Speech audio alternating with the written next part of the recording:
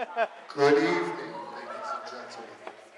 Welcome to this evening's performance of Any Then There Were None. At this evening's performance, there are 3 acts, meaning that there will be 2 intermissions. The first will be 15 minutes long, and the second 10 minutes long. Also, please be aware that there are gunshots and the use of full darkness during this play. You are probably in no danger. Lastly, we do ask that you turn off any cell phones or other noise-making devices. As it is an Agatha Christie play, if you do not, you may not make it to the end. Thank you and enjoy the show.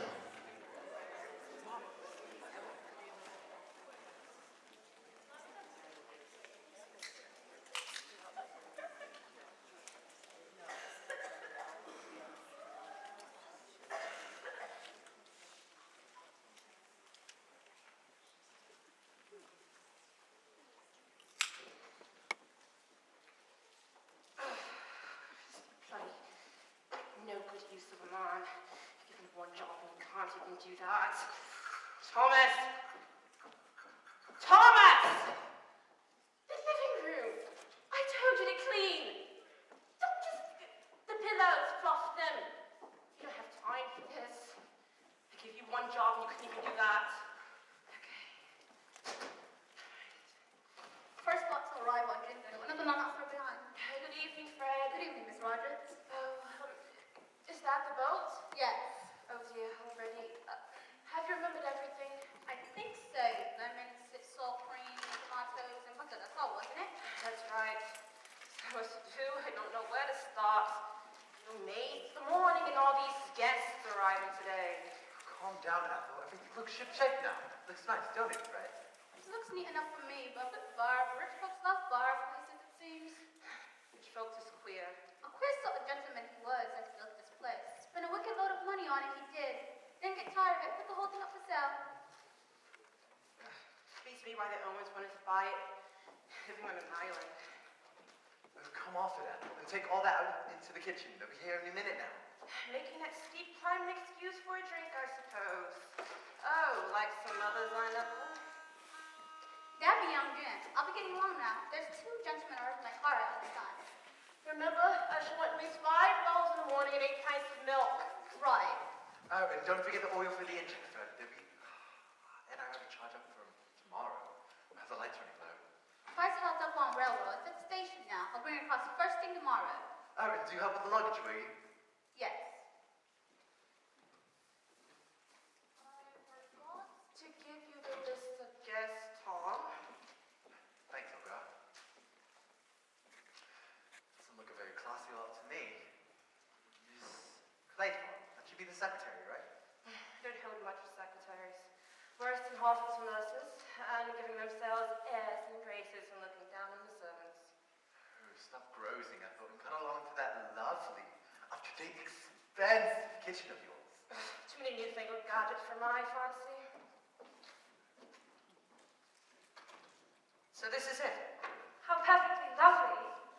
Oh, Miss Claythorne. You're Rogers. Yes, good evening, miss. Good evening, Rogers.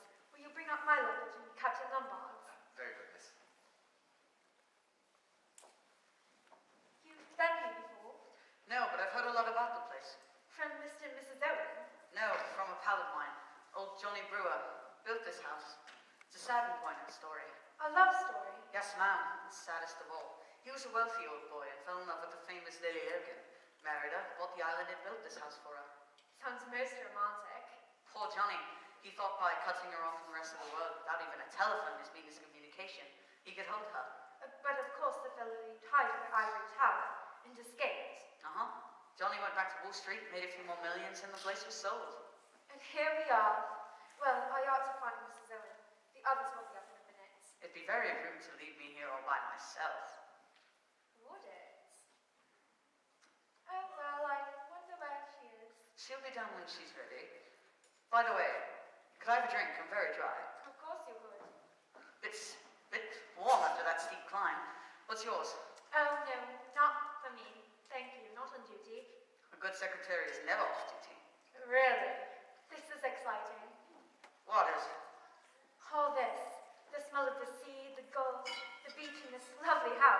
I am going to enjoy myself. Yes, you are. I think we both are. Here's to you. You're very lovely. Oh, where is Mrs. Owen? Mr. and Mrs. Owen took me down from London until tomorrow, miss. I thought you knew. Tomorrow, but I have a list of the guests expected if you'd like it. The second boatload should be coming in soon. thank you. How awful. I say, you will be sweet and help me, won't you? Oh, I won't move from your side. Thank you. It seems rather odd to have brought only us on the first boat and all the rest on the second. That, my dear, was design, not accident. Design? What do you mean? I suggested to the boatman that there was no need to wait for any more passengers. That and 5 shillings soon started up the engine. You shouldn't have done that. Not a very exciting lot, are they? Well, I thought that the young man was rather nice looking. Callow, definitely callow, and very young. I suppose you think a man in his 30s is more attractive. I don't think, my dear. I know. Wizard place you got here? I'm Mrs. Owen's secretary. Mrs. Owen has been detained in London, I'm afraid, and won't be down until tomorrow. Oh, that's too bad. Can I introduce you to Captain Lombard, Mr. Marston? The Marston. Would you like a drink? Yes, thank you. Gin, whiskey, sherry, what do you have? Whiskey, I think. Wonderful place you've got here. I'm Mrs. Owen's secretary. Mrs. Owen has been detained in London, I'm afraid, and won't be down until tomorrow. Say when? Wizard. How are you? My name's Lombard. Have a drink. Davis. Davis is the name. I'm Mr. Marston. How are you, Mr. Marston? Pleased to meet you. Thanks, Mr. Lombard. Don't mind if I do. Bit of a stiff climb up here, but what a view. And what a height. Reminds me of South Africa, this place. Really? What part? Oh, Natal, Durban, you know. Really? Well, here's to temperance. Do you, know South Africa by any Me? chance? No. That's where I come from. That's my natal state.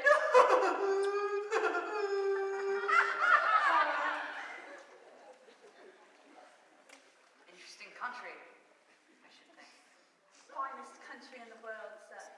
Gold, silver, diamonds, oranges, everything a man can want. Talk about a land flowing with beer and skittles.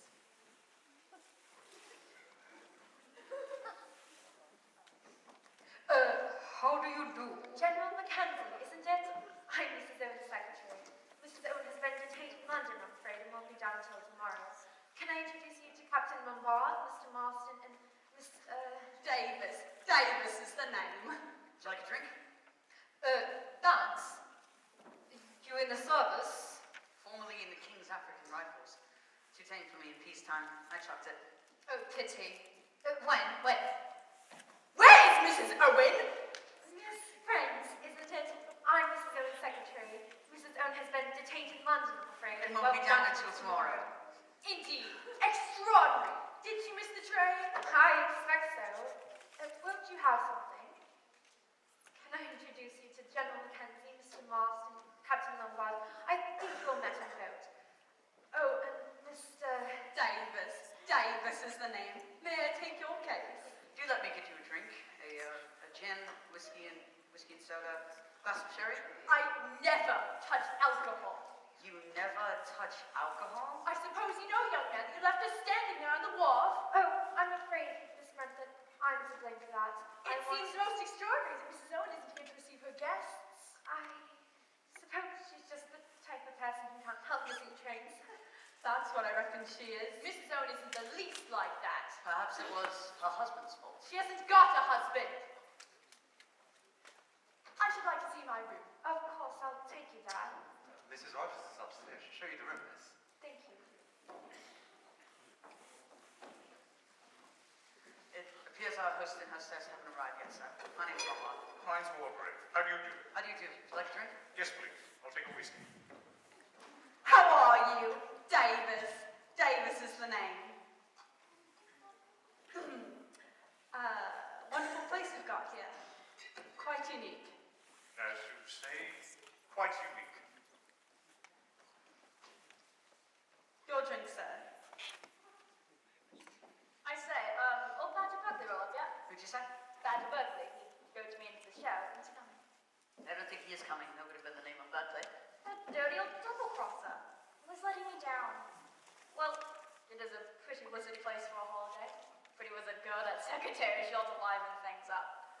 I say, old man, what about dressing for dinner this time? Let's go explore. That wizard. Things are a bit at 6 and 7s with the owners not turning up. Yeah, tricky what? I say, wizard place for a holiday, what?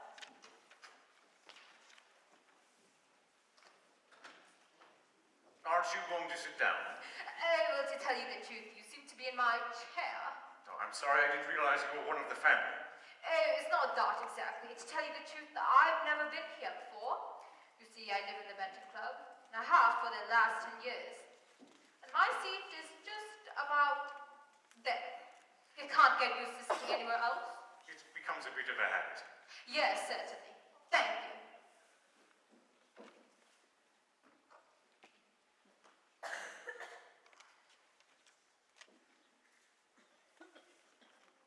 It is a nice chair, but not quite as good as the club's. I was actually quite surprised when I got the invitation. Haven't had anything of the like for well over 4 years. I was actually thinking very nice of them.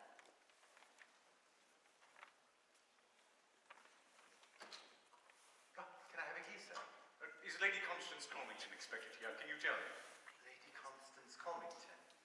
Not so sure, sir, unless she's coming with Mr. and Mrs. Owens. Oh. Can I have a key, sir? Oh, no thank you. I'll have for myself. Dinner is at 8 o'clock, sir. Shall I show you to your room? Please. Sir, could you grab my bag? Oh, yes, sir.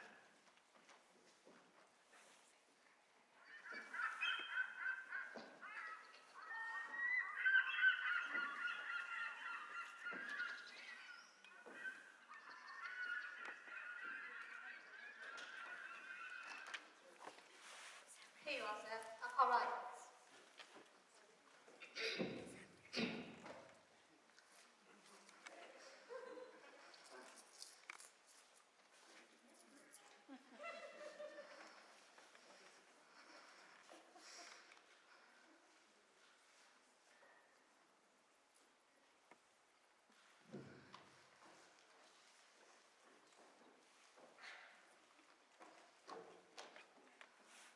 How are you?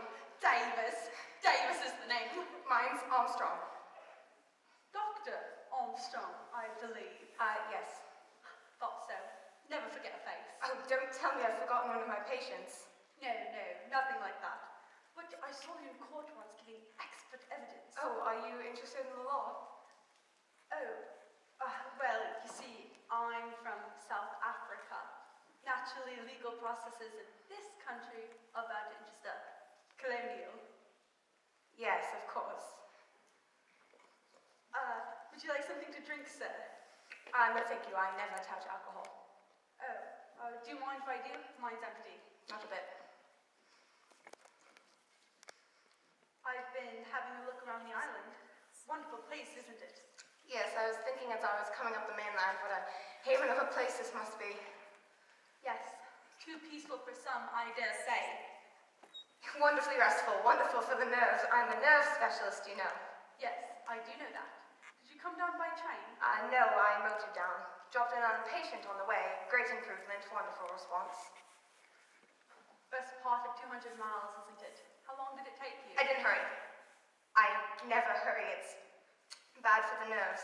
Some mannerless young fellow nearly drove me into the ditch near Amesbury. He shot past me about 80 miles an hour. A disgraceful bit of driving. I'd like to have had his number. Yes, and if only more people would take the numbers of these young road hogs. Yes. Now, if you'll excuse me, I really must have a word with Mr. Owen. Oh, but Mr. Owen won't be coming.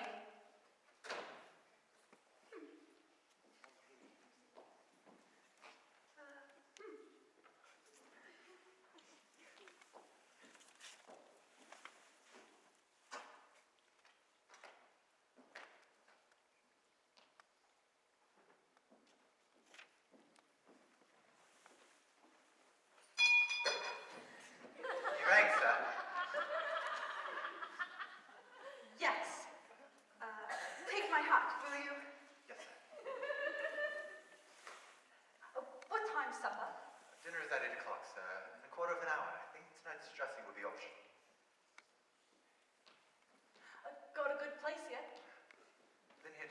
week, sir. Thank you. Is that all? So, I don't suppose you know much about the crowd that's here. No, sir. All old friends of the family? I really couldn't say, sir. Oh, well. Oh, Rogers. Yes, sir. Do you think you could put some sandwiches and a bottle of beer in my room at night? I'll get an earl of an appetite with the sea air. I'll see what I can do, sir. Thanks, Rogers. I'll see you won't lose by it. Now then, I should like to go to my room. I'll show you to it, sir. I could do with a wash and brush up. Straight away.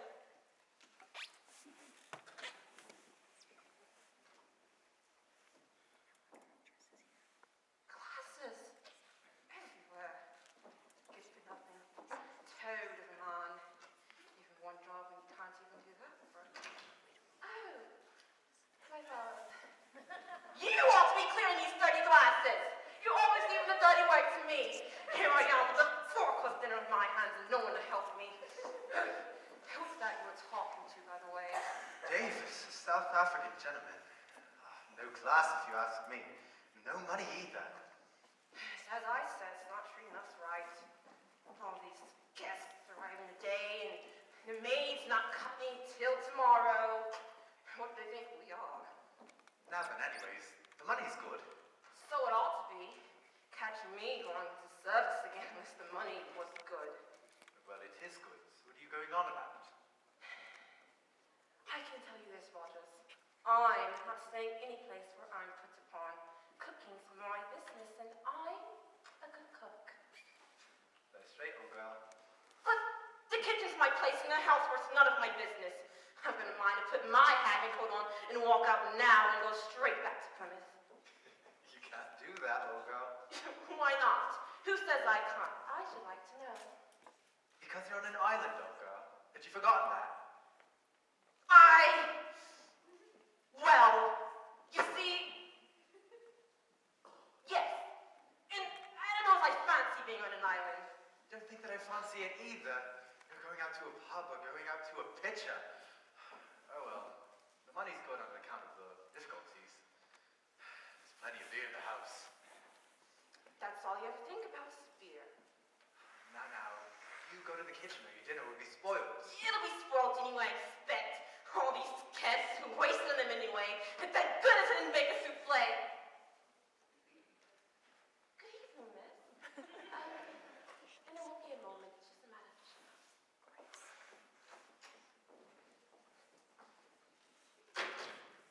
Is everything all right, Rogers? Can you manage between the two of you? Yes, thank you, miss. The missus talks a lot, but she gets work done.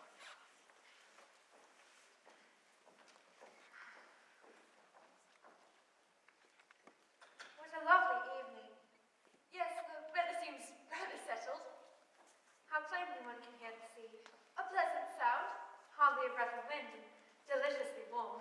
Not like England at all. I should have thought you were a little uncomfortable in that dress. Oh, no. It's a little tight, isn't it? I don't think so. You'll excuse me, my dear, but you're a young girl and you've got your living to earn. Yes? A well-bred woman does not like her secretary to appear flashy. It seems, you know, as though you're trying to attract the attention of the opposite sex. Oh. And would you say I do attract them? That's beside the point. A girl who deliberately sets out to get the attention of men should not be likely to keep her job long. Surely that depends on who she's working for. Really, Miss Claythorne, Aren't you being a bit unkind? young people nowadays behave in the most disgusting fashion. Disgusting. Yes, low-backed evening dresses, lying half-naked on beaches, all this so-called sunbathing. All an excuse for immodest conduct and nothing more. Familiarity, Christian names, drinking cocktails, and look at the young men nowadays. Look at that young Marston. What good is he? And that Captain Lombard. What do you object to in Captain Lombard? I should say he's a man who's led a very varied and interesting life. The man's an adventurer. All this younger generation is no good at all. You don't like youth, I see. What do you mean? I was just remarking on how you don't like young people. And is there any reason why I should? Pray. Oh no, it just seems to me that you miss an awful lot. You're very impertinent.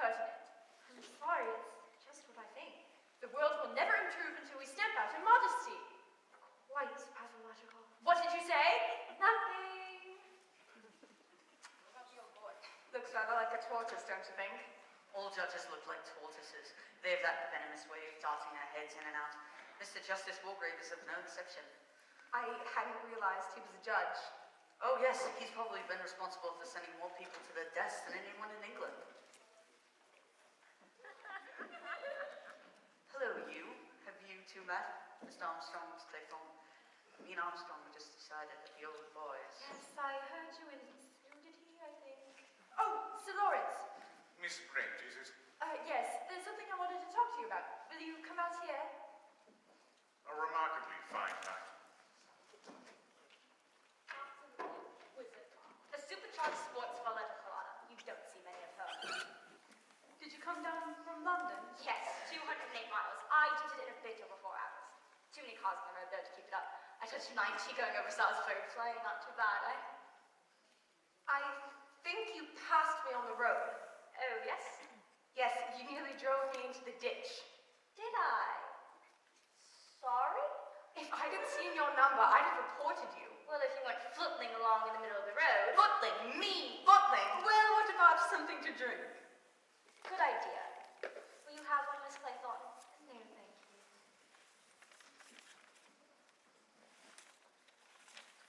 Good evening, Mrs. Owen.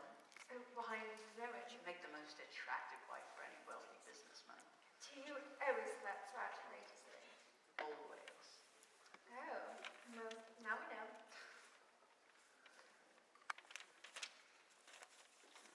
I say, what was old Walgrave trying to talk to Miss Brent about? She tried to buttonhole him upstairs. I don't know. Funny, she seems so definite that there wasn't a Mr. Owen. You don't think that there isn't, that they are? What, married, you mean? You know, it's a damn shame that we don't know each other. I could have given you a lift down. Yes. That would have been grand. Next to what I could do across Salisbury Plain. Tell you what if we ride back together? Oh, but But it's damn silly. I got an empty car. And she'd rather not go with something like Oh, look, aren't they sweet? Those 10 little soldier boys. And look, there's your nursery rhyme. what soldiers, what nursery rhyme. 10 little soldier boys went out to dine. One choked his little self, and then there were 9. 9 little soldier boys sat up very late. One overslept himself, and then there were 8. 8 little soldier boys traveling in Devon. Ladies and One gentlemen. day he stayed there, and then there were 7. Ladies and gentlemen, silence, please. You are charged with these indictments, that you did respectively and at diverse times commit the following. Edward Armstrong, that you did cause the death of Louisa Mary Cleese. William Henry Moore, that you brought about the death of James Stephen Lender. Emily Caroline Brent, that you were responsible for the death of Beatrice Taylor. Vera Elizabeth Claythorne, that you killed Peter Overley Hamilton. Philip Lombard, that you were guilty of the deaths of 21 men, members of an East African tribe. John Gordon Mackenzie, that you sent your wife's lover, Arthur Richmond, to his death. Anthony James Marston, that you were guilty of the murder of John and Lucy Combs. Thomas Rogers and Ethel Rogers, that you brought about the death of Jennifer Brady. Lawrence John Wargrave, that you were guilty of the murder of Edward Seaton. Prisoners at the bar, have you anything to say in your defense? Get up. I will stop. Bring her over to the couch. Oh, gentle. Rogers.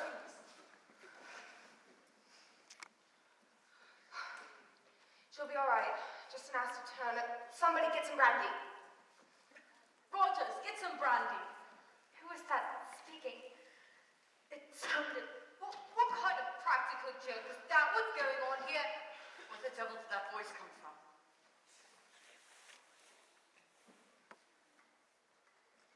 Oh, here we are. Ladies and Oh, gentlemen, turn it off! Turn silence. it off! It's horrible! A disgraceful and heartless practical joke. So you think this is a practical joke? What else could it be? At the moment, I'm not prepared to give an opinion. Well, who in the devil turned it on and set it going? We must inquire into that. Oh, Jimmy. Allow me, madam. Allow me, sir, if I speak to her. Ethel! Ethel, wake up! Snap out of it! It's okay, okay? There we go. It's all right now, Mrs. Rogers. Did I faint, sir? Yes. It was that voice. That awful voice that was like a judgment. Where's the brandy? Drink this, Mrs. Rogers. I'm right now. It gave me a turn. Of course it did. It gave me a turn, too. Such wicked lies. I'd like to know who'd ever come Who up with such... put that record on the gramophone? Was it you, Rogers? I was only obeying orders, sir. Whose orders? Mr. Owens. Let me get this quite clear. Mr. Owen's orders were what exactly? I was to put on a gramophone record. I'd find the records in the drawer in the study over there. I was to start with that one, sir. I thought it was just to give you all some music. A very remarkable story. It's the truth, sir. Before heaven, it's the truth. I didn't know what it was for a moment. It had a name on it. I thought it was just a piece of music. Is there a title? Yes, it's entitled Swan Song. Preposterous. The whole thing's preposterous. Slinging accusations about like this. Something must be done about it. This fellow, Owen, whoever he is. That's just it.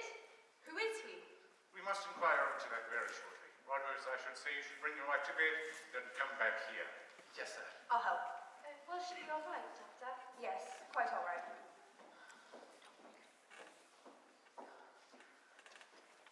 I don't know about you, sir, but I need another drink. I agree. I'll get them. Preposterous, that's what it is. Preposterous. Whiskey for you, Thomas? I should like a glass of water.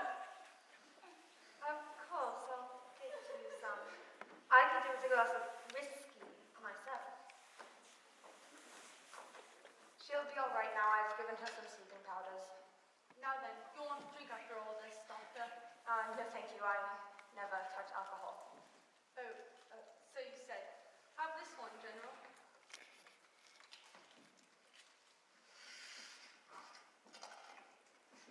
Now then, Rogers, tell us what you know about this Mr. Owen. He owns the place, sir. I'm aware of that fact. Tell me what you yourself know of the man. I can't really say, you see. I've never seen him. What do you mean you've never seen him? We've been here just under a week, sir, my wife and I. We were engaged by letter. A registry office of Regina and Plymouth.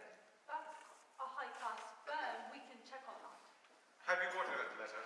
The letter engaging us, sir. Yes. Yes. Go on with your story. Well, we arrived on the 4th, like the letter says. Everything was in order. Plenty of food in stock. Yeah, everything was really nice. Just needed dusting and that. What next? Nothing, sir. That is, we got orders to prepare the rooms for a house party. 8. Then by the morning post, we received another letter saying that Mr. and Mrs. Owens might be detained. And if so, it was to do the best we could. It also gave the instructions about dinner and putting on the gramophone record. Here it is, sir.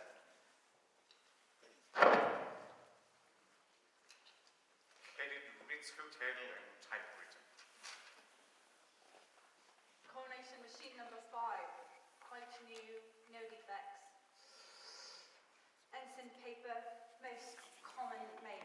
We shan't get much out of this. We might try it for fingerprints, but it's been handled too much. Quite the little detective. He's got some fancy Christian names. Eulick Norman Owen. Quite a mouthful. I'm obliged to you, Mr. Marston. You have brought my attention to quite a curious and suggestive point. You've all been gathered here by an unknown host. I think it would be well and proper if we were to find out exactly how our unknown host gathered us all here. There's something very peculiar about all this. I received a letter with a signature that was not very easy to read. It had purported to be from a woman who I'd met at a certain summer resort 2 or 3 years ago. I had took the name to be Ogden. I don't think I've ever met or become friendly with anyone of the name of Owen. Have you got that letter? Yes, I'll fetch it for you. Thank you. Miss Claythorne. I never actually met Mrs.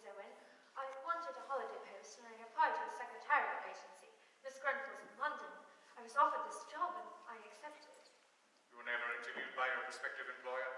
No, this is the letter. Thank you. Dear Miss Claypool, Soldier Allen, Sicklehaven, Devon. I have received your name from Miss Grenfield's agency. I understand she knows you personally. I shall be glad to pay you the salary you ask and shall expect you to take up your duties on August 8th. The train is at 12:10 from Paddington and you will be met at Oakridge Station. I enclose £5 for your expenses. Yours truly, U.N. Owen. Una, Nancy Owen. Mr. Marston. I don't actually know the Owens. I got a wire from a pal of mine, Badger Berkeley. He told me we're up here. It surprised me a bit, though. I thought the old horse had gone to Norway. I haven't got the wire. Thank you. Dr. Armstrong. In the circumstances, I think it's all right to admit that my visit here was professional. Mr. Owen wrote me that he was worried about his wife's health, her nerves to be exact. He wanted a full report without her being too alarmed and therefore suggested that my visit be regarded as that of a normal guest. You had never made acquaintance with the family, No. but yet you had no hesitation in obeying the summons. An old friend of mine was mentioned and a handsome fee was suggested. I was due for a holiday anyway.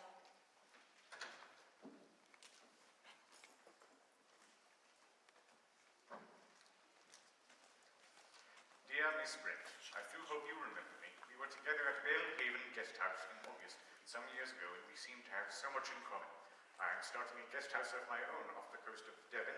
I think there's really an opening for a place where there's plain English cooking, nice old-fashioned type of person, and of this nudity and gramophone satellite. I should be very glad if you could see our way to spending your summer holiday on Soldier Island. As my guest, of course, I suggest the August 8th, 12:40 from Paddington to Oakridge. Yours sincerely, U.N. Yes, the signature is slightly ambiguous. I like that nudity touch now. I do have my own letter that I received from an old friend of mine, Lady Constance Comington. She writes me in her usual vague and incoherent manner and urges me to meet her with her host and hostess in the vaguest terms. Hey, I just thought of In something. a minute. Well, We will take one thing at a time, Captain Picard. General Mackenzie. I got a letter from this fellow Owen. He meant to attend some time at the club. He mentioned a few old cronies of mine who were to be here. I hope I excuse an formal invitation. However, I haven't kept the letter, I'm afraid. Thank you. Captain Lombard. I got a letter. Same sort of thing. It mentioned a couple mutual friends, and I haven't kept the letter either. Just now we had a somewhat disturbing experience. A seemingly disembodied voice spoke to us all by name and made certain definite accusations against us. Amongst the names given was William Henry Bloor. One of the names not given was Davis. Have you anything to say about that, Mr. Davis? Cat's out of the bag, it seems. I suppose I'd better admit my name isn't Davis. You are William Henry Bloor? That's right. I'd like to add to that. From tonight, I've noticed that you, Mr. Bloor, are quite a wonderful liar. You claim to have come from South Africa, NATO. I know South Africa, NATO very well, and I'm prepared to swear that you've never been there in your life. You gentlemen have got me all wrong. I'm an ex-CID man. Oh, God, a copper. I've got my credentials, and I can prove it. I run a detective agency in Plymouth. I was put onto this job. By whom? Why, Mr. Owen sent a very nice money order for expenses and said I was supposed to join the house party posing as a guest. He also sent a list of all your names and said I was to keep an eye on you all. Any reason given? Said Mrs. Owen had got some jewels. I don't believe there's any such person, Mrs. Owen.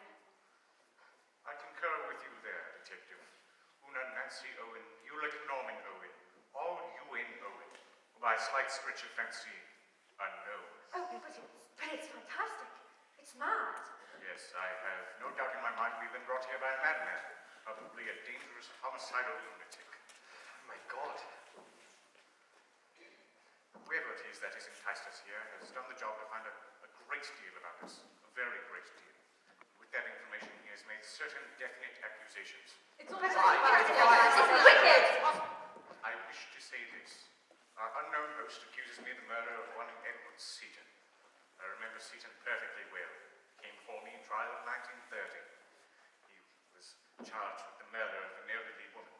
He was very ably defended, and the jury liked him. But on the evidence, he was certainly guilty. The appeal was lodged on the grounds of misdirection. The appeal was duly dismissed. I summed up accordingly, and the verdict was guilty. The jury concurred for me. I should assure you I shall not lose any sleep over the death of Edward Seaton. Did you know Seaton at all? Personally, I mean. I knew nothing of Seaton previous to the trial. The old boy's lying. I'll swear he's lying. Fellow's a madman, absolute madman. Got a bean in his bonnet, got a hold of the wrong end of the stick all round. Well, Justice Wargrave, it's best to leave this sort of thing unanswered. Also, I feel I ought to say, what you said about young Arthur Richmond, no truth whatsoever. Richmond was one of my officers. I sent him out on a reconnaissance in 1917. He was killed. Also, I'd like to say, resent very much, a slur on my wife. Been dead a long time. Best woman in the world. Absolutely Caesar's wife. You know, I've been thinking. John and Lucy Carroll, they must have been a couple kids I ran on Corcoran High. Beastly bad luck. For them or for you? Well, I was thinking for me, but you're right, it must have been bad luck for them too. They must have run out from some college or other. You know, I got my license suspended for a year. Beastly nuisance. This speeding's all wrong. All wrong. I mean, young men like you are a danger to society. Well, I couldn't help it, it was just an accident. Might I have a word, sir? Go ahead, Walters. It was mentioned, sir, my wife and I, Miss Jennifer Brady. There isn't a word of truth in it, sir. We were with Miss Brady when she died. She was ill, always ill, from the time we came to her. There was a storm the night Miss Brady died. The telephone was out of order, and there were no doctors around, so we went on foot to get a doctor. But by the time we had gotten back, Miss Brady died. There was never a word said against us, never a word. Devoted to her we were. Came into a nice little something at her death, I suppose, didn't you? Miss Brady left us a legacy in faithful recognition of our faithful service. And why not, I'd like to know? What about you, Mr. Bloor? What about me? Your name was on the list. I know. Lender, you mean? That was the London and Commercial Bank robbery. I remember the name, though it didn't come before me. You were the police officer in charge of the case, if I remember correctly. I was. My lord. Lender got penal servitude and died in Dartmoor a year later. He was a delicate man. He was a crook. It was him who put the night watchman out. The case was clear from the start. You are complimented, I think, on your able handling of the case. I got my promotion. I was only doing my duty. Convenient word. Duty. What about you, Doctor? I'm at a complete loss to understand the whole thing. No, what was the name? Close? Close. I have no memory of ever having had a patient by that name, let alone it being connected to a death of any sort. The whole thing's a mystery to me. Of course, it was a long time ago. It could have been one of my patients at hospital. They come in so late, so many of these people, and then when they die, it's always the surgeon's fault. In that case, many people give up surgery and go in for nerve cases. Some, of course, give up drink. I protest! You have no right to insinuate such, sir. I never touch alcohol. My good man, I never suggested you did. Then anyway, it's Mr. Owen who knows all the facts. We have yet to hear your story, Captain Labarde.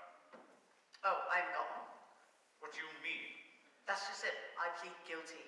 I left those natives alone in the brush. Matter of self-preservation. You abandoned your men. Not quite the act of a proper gentleman, but self-preservation's a man's first duty. But, you know, natives don't mind dying. They don't feel about it as Europeans do. Our inquiry rests there. Rogers, are we, you and your wife, the only people on this island? Yes, sir. You're sure of that? Quite sure. Thank you. Don't go yet, Rogers. I am still unsure of the cause that our unknown host has brought us here for. But I am certain that he may not be sane in the accepted sense of the word. I think it would be well if we were all to leave here as soon as possible. But there's no boat on the island, sir. No boat at all. No, sir. Why don't you telephone to the mainland? There's no telephone either. Fred Narcots arrives in the morning. He brings the milk and the bread and the newspapers and the post, and he takes the orders. Well, it's a bit unsporting. We ought to ferret out the mystery before we go. All things like a detective story. It's positively thrilling. At my time of life, I have no use for thrills. Well, the legal life's narrowing. I'm all for crime. Here's to it.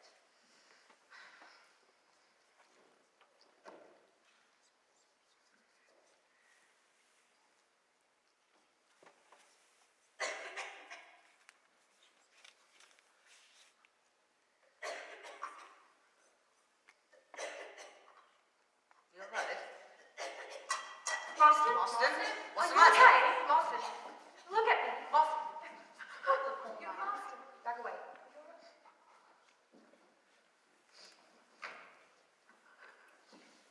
My God. He's dead. Dead? Dead? You mean the fellow just choked and died? You can call it choking if you'd like, General Mackenzie. He died of asphyxiation, right enough. Can't believe a man could just die like that. Just of a mere choking fit. In the middle of life, we are in death. A man doesn't just die of a choking fit. Marston's death isn't what we call a natural death. Was there something in the whiskey? Yes, by the smell of it, cyanide. Probably potassium cyanide. Works best instantaneously. Do you suppose the young man put the stuff in his cup himself? Suicide, eh? That's a rum go. You should think he would commit suicide. He was so full of life. He was enjoying himself. Oh, look. One of the little soldiers fell off the mantelpiece. Broken.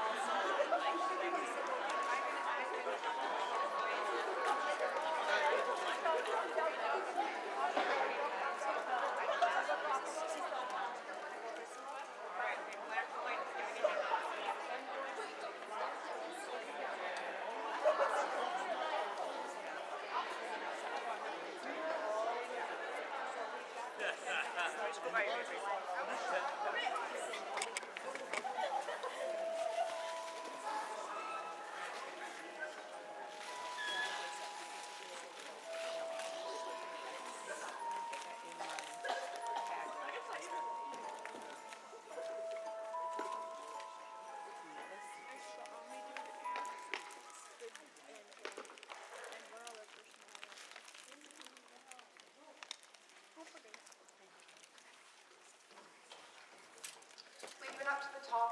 No sign of any boat yet. It's very early still. Oh, I know. Still, the fella brings some milk and bread and all that. I should have thought you'd have got here before all this. There's no sign of breakfast. Where is that fellow Rogers? Don't let's bother about breakfast. How's the weather looking? The wind has freshened up a bit. Rather a mackerel sky. Old boy on the train yesterday said we would be for dirty weather. Shouldn't wonder if he wasn't right. I wish that boat would come. I mean, the sooner we get off this island, the better. It's absurd not keeping a boat on an island. It's no good, Doctor.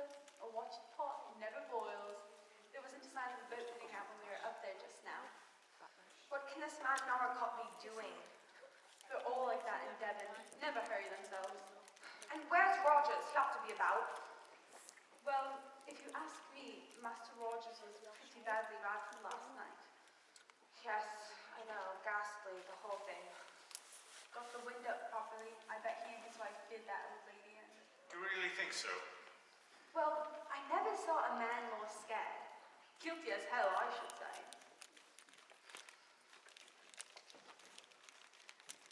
No, he wouldn't be allowed to leave the island. Sleep well, General. I dreamed. Yes, I dreamed. I don't wonder at that. I dreamed of my wife, Leslie, you know. Oh, yes. I wish that fellow Noracott would come. Who's Miracle? The bloke who brought us over yesterday afternoon. Was it only yesterday? Yes, I feel like that too. Batty, gramophone records, suicides. It's about all a man can stand. I shan't be sorry to see the back of Soldier Island. I give you my word. So you don't understand. How strange. What's that, General?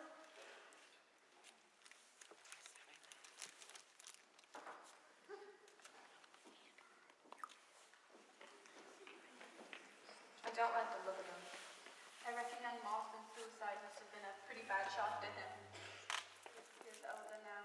Where is that poor young fellow? In the study. Put him there myself. Doctor, I suppose it was suicide. What else could it be? I don't know, but suicide. You know, I had a pretty funny feeling in the night. This Mr. Unknown Owen. Suppose he's on the island. Rogers mayn't know. Or he may have told him to say so. Pretty nasty thought, isn't it? But would anyone have been able to slip something into Marston's drink without us noticing? Well, it was just standing up there. Anyone could have slipped a little dollop of cyanide in it if they wanted to. But that's just... There you are, sir. Been all over the place looking for you. Could you come up and have a look at my wife, sir? Yes, of course. Is she feeling under the weather still? She's... You won't leave the island without me. I wish the boat would come. I hate this place. Yes, I think the sooner we can get into contact with the police, the better. The police? Yes, Miss Claythorne, the police must be notified in case of a suicide. Oh, yes, of course. What is going on here? There's no sign of any breakfast. Are you hungry, General? Feeling like breakfast? Leslie! Leslie, my dear! No, I'm not. I'm here at Claythorne. Oh, of course. Forgive me. I mistook you for my wife. Oh, I was waiting for her, you see. but I thought your wife was dead. Long ago. I thought so too. But she's here. On this island. Good morning. Good morning, Captain Lombard. Good morning. seem to have overslept myself. About here yet? No. Bit late, isn't it? Yes. Good morning. You and I could have had a swim before breakfast. Too bad all that. Too bad you overslept yourself. You must have pretty good nerves to sleep like that. Nothing makes me lose my sleep. Didn't dream of African natives by any chance, did you? No. Do you dream of convicts in Dartmoor? Now look here, Captain Lombard, I don't think that's very funny. Well, you started it. I say, I'm very hungry. Where's breakfast? The whole domestic staff seems to have gone on strike. Well, we can't always forage for ourselves. Hello. That's strange. What is? You remember we found one of these little fellows smashed last night? Yes. That ought to leave 9. That ought to leave 9. I'm certain there were 10 of them there when we arrived. So... There are only 8.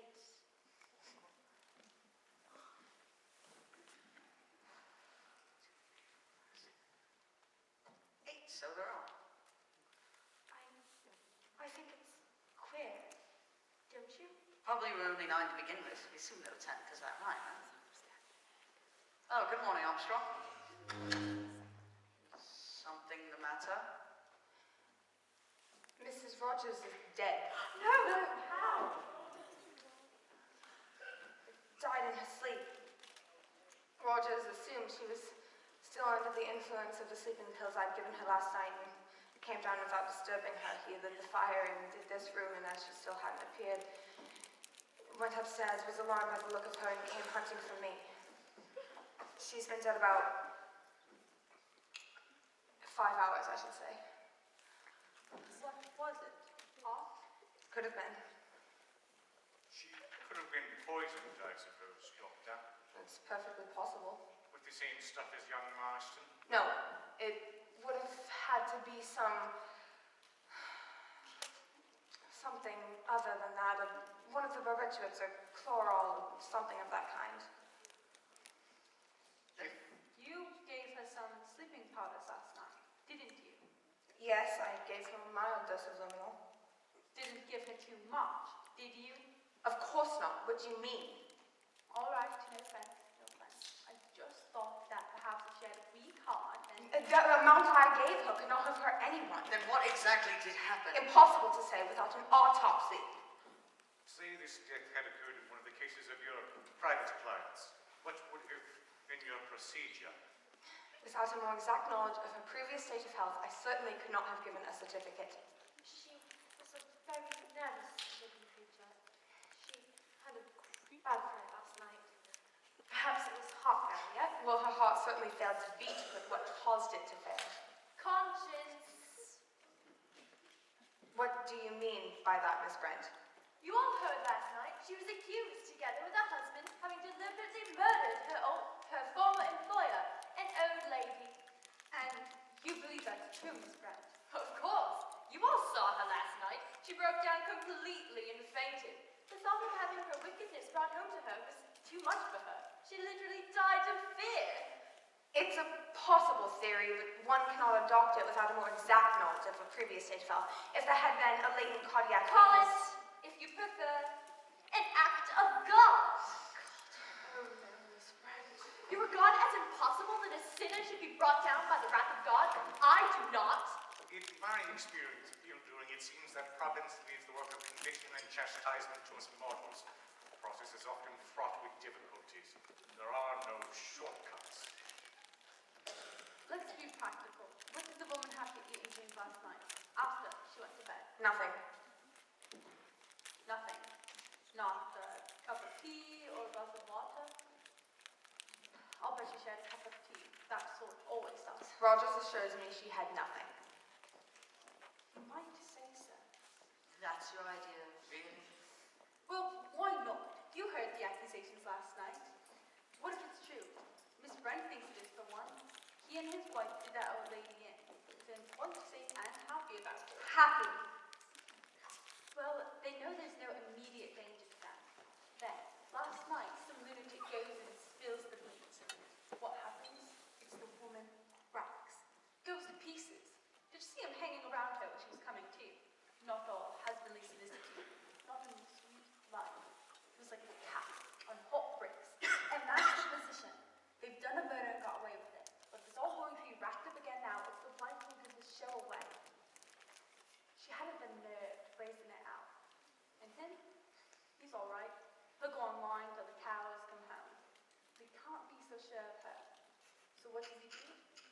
a nice little gulp of something and a nice cup of tea, and after she's had it, she washes the cup and the saucer and tells the doctor she ain't had nothing.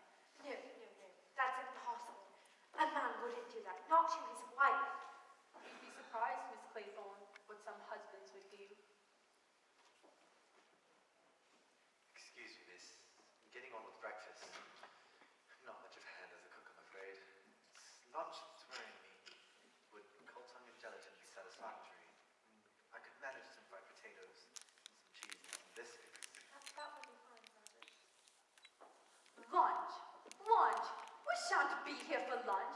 And when the hell's that boat coming? Mr. Blaw! What? Beg your pardon, sir. The boat won't be coming. What? Boat now comes always here before 8. Is that all you require, miss? Yes. Thank you, Rogers.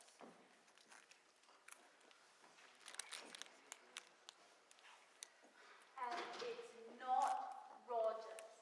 His wife is lying dead upstairs, and there he is cooking breakfast and calmly talking about lunch. And now he says the boat won't be coming. How the hell does he know? Mr. Blaw! What? Oh, don't you see? He's dazed. He's just carrying on automatically as a good servant would. It's pathetic, really. He's pulling fast one who asked me. I think the significant thing is the failure of the boat to arrive, which means we are being deliberately cut off from help. That's very little time. Very little time. What's that, gentlemen? We mustn't waste it. Talk about things that don't matter. Why do you think Narracott hasn't turned up, sir? Well, I think the ubiquitous Mr. Owen has given orders. You mean like told him it's a practical joke or something of that kind? He'd never have fallen for that, would he? Why not? Soldier Island's got the reputation for crazy people having crazy parties. It's just one more crazy idea, that's all. We should light a bonfire on the top of the island so they can see it. It's probably been provided against. But can't we do something? Yes, we can do something. We can find the funny gentleman who staged this little joke, Mr. Unknown Owen. I'll bet you anything like he's somewhere here on the island, because in my opinion, he's mad as a hatter and dangerous as a rattlesnake. Hardly a very good simile, Captain Abad. The rattlesnake at least gives warning of its attack. Warning. Warning. My God, that's our warning. 10 little soldier boys. There were 10 of us after Narracott went was that. 10 little soldier boys went out to dine. One choked his little self, and then there were 9. Marston choked himself. Then 9 little soldier boys sat up very late. One overslept himself, and then there were 8. That last bit fits Mrs. Rogers rather well, doesn't it? You don't think, you don't mean to say that he wants to kill us all. Yes, my dear, I think he does. And each one fits with the rhyme. No, it's coincidence. It has to be coincidence. Only 8 little soldiers here, is that it? What do you think, Rob? I don't like it. But there's nobody on the island. I'm not so sure of that. This is horrible. None of us will ever leave this island. Can't somebody shut up, Grandpa? How about we go searching? I'm ready. If nobody's got a revolver by any chance, I suppose that's too much to hope for. I got one. Always carry that around with you. I've been in some tight situations before. It's nice to have one handy. Well, you've probably never been in a tighter place than you are today. If there's a homicidal lunatic hiding on the island, he's probably got a whole arsenal on him, and he'll use it. You might be wrong there, Blore. Most homicidal maniacs are actually very quiet, unassuming people. Delightful fellows. You'd never know there was anything wrong with them. Well, if Mr. Owen turns out to be one of that kind, we'll leave him to you, Dr. Armstrong. Now then, I suggest we search the island while Captain Lombard does the house. All right, house ought to be easy. No sliding panels or secret doors. Mind, he doesn't get you before you get him. Oh, you mustn't worry about me, but you two better stick together. Remember, one got left behind. Come on, Armstrong. Quite the energetic young fellow, Captain Abad. But don't you think he's right? If there is somebody hiding on the island, they'll be bound to find him. It's practically by law. Well, I think this problem will take brains to solve, not brawn. Where are you going? I'm going to go sit out in the sun and think, my dear young lady. Where did I put that scene of wool? Did you leave it upstairs? Shall I go and have a look? No, no, I know where it's likely to be.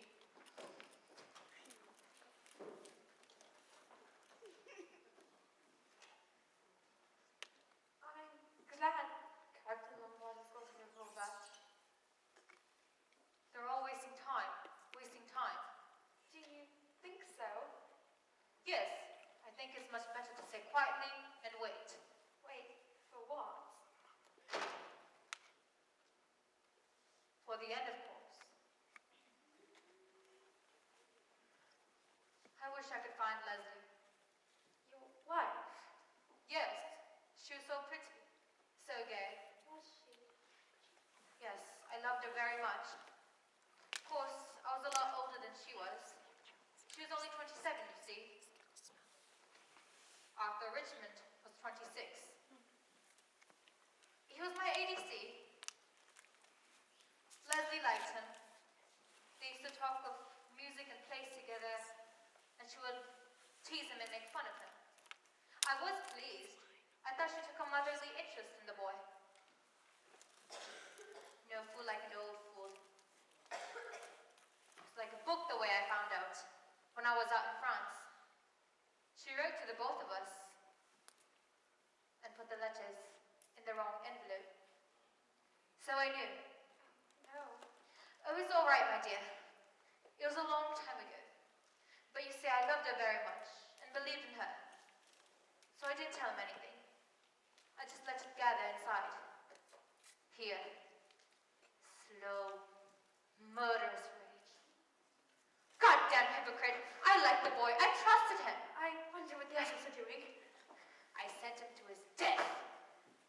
Oh, It was quite easy. Mistakes were being made all the time. All anyone could say is that I lost my nerve a bit, made a blunder, sacrificed one of my best men. Yes, it was very easy, but Leslie never knew. I never told her I found out. Things just went on as usual, but nothing seemed the same anymore. She died of pneumonia. She had a heart-shaped face and gray eyes and brown hair. That killed. Yes, I suppose in a way it was murder. Curious murder. At that time I was such a law-abiding man. It didn't seem like that. Serves him down well right. That's what I thought. But after... Well, you know, don't you? what do you mean? You don't seem to understand. I thought you would. I thought you'd be glad too, that the end was coming. We're all going to die, you know. I don't know. You're very young. You haven't got to that yet. Oh, the relief, the blessed relief, to know that you've done with it all. Haven't gotten to carry the burden any longer. Oh, Jenna. Talk to me that way. I want to sit here and wait. Wait for Leslie to come for me.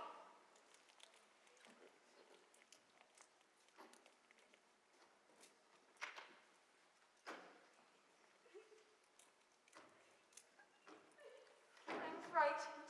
Oh, I'm frightened.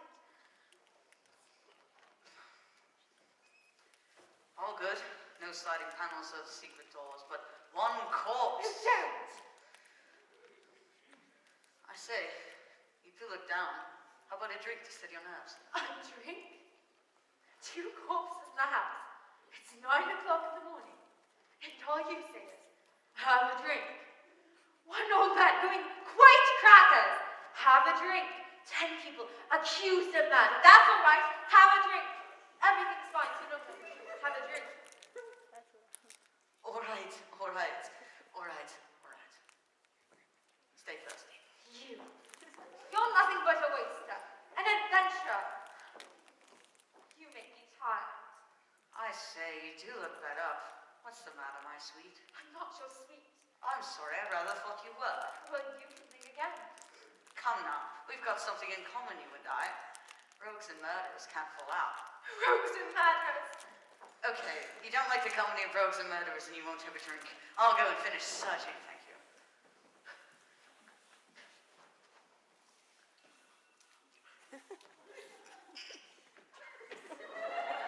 Unpleasant young man. Is anything the matter? I'm worried about the general. He really is ill, I think.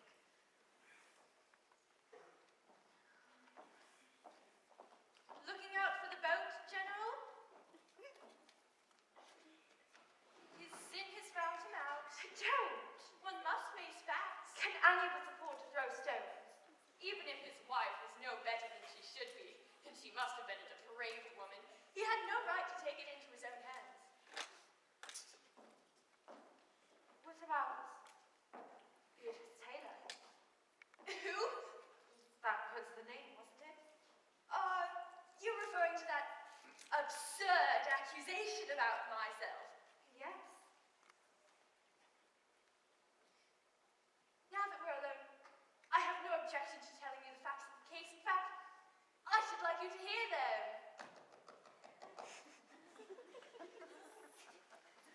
It was not a fit subject to discuss for a gentleman, so naturally I refused to say anything last night. That girl, Beatrice Taylor, was in my service. I was very much deceived in her. She had good manners and was clean and willing. Of course, there was all the sheerest hypocrisy. She was a loose girl with no morals. Disgusting! It was quite some time before I found out that she's what they call in trouble. It was a great shock to me. Her parents were decent folks who had raised her strictly. I'm glad to say they did not condone her behavior. What happened? Naturally, I refused to keep her an hour under my roof. No one shall say I condoned immorality. Did she drown herself? Yes, How old was she? 17. Only 17. Quite old enough to know how to behave. I told her what a low and depraved thing she was. I told her that she was beyond the pale and that no decent person would ever take her into their house. I told her that her child would be a child of sin and would be branded all its life.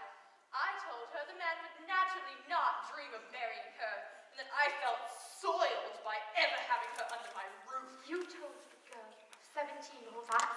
Yes, and I'm glad to say it broke her utterly. Poor little devil. No one shall say I condone immorality. And then, I suppose, it turned out to the house. Of course. And she didn't dare go home. What did you feel like when you found she drowned herself? Feel like? Yes. Didn't you blame yourself? Certainly not. I had nothing with which to reproach myself. I believe you truly do feel that way. That makes it all the more terrible. Ah, that girl's unbalanced. The heathen are sunk down in the pit that they made, and the net which they hid is their own foot taken. The Lord is known by the judgment. He executeth the wicked, is snared in the work of his own hand. Breakfast is ready. The wicked shall be turned into hell. Be quiet! Excuse me, miss. You know that other gentleman on. Breakfast is ready. Sir Lawrence Walgrave is sitting out there in the sun. Captain, Mr. Bloor and Armstrong are still searching the house. I shouldn't bother about that. Shall not the isles shake at the sound of the fall, when the wounded cry, when the slaughter is made in the midst of thee? Shall we go in? I don't feel like eating. Breakfast is ready. Then all the princes of the sea shall come down from their thrones, and lay away their robes, and put off their broidered garments. They shall clothe themselves with trembling, and shall sit upon the ground, and shall tremble at every moment, and be astonished at thee. Reading aloud, Miss Brent. It is my custom to read a portion of the Bible every day. Very good habit, I'm sure. What luck did you have? There are no caves on the island. No one could hide anywhere. That's right. What about the house, Lombard? No one. I'll stake my life there's no one in the house but ourselves. Been over it from attic to cellar. Breakfast is getting cold. Breakfast?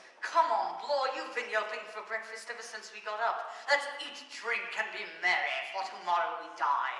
Or perhaps even today. You ought to be ashamed of such levity, Captain Labard. Oh, we can't have this, General. Breakfast, I say so. My God, one got left behind. There's a knife in Mackenzie's back.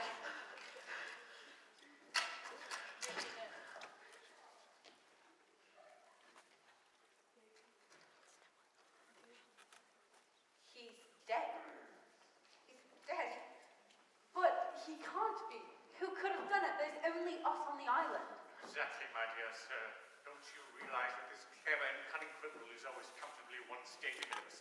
And he knows exactly what we're going to do next and makes his plans accordingly. There's only one place where a criminal could hide and have a decent chance of getting away with it. One place where? Here in this room. Mr. Owen is one of us.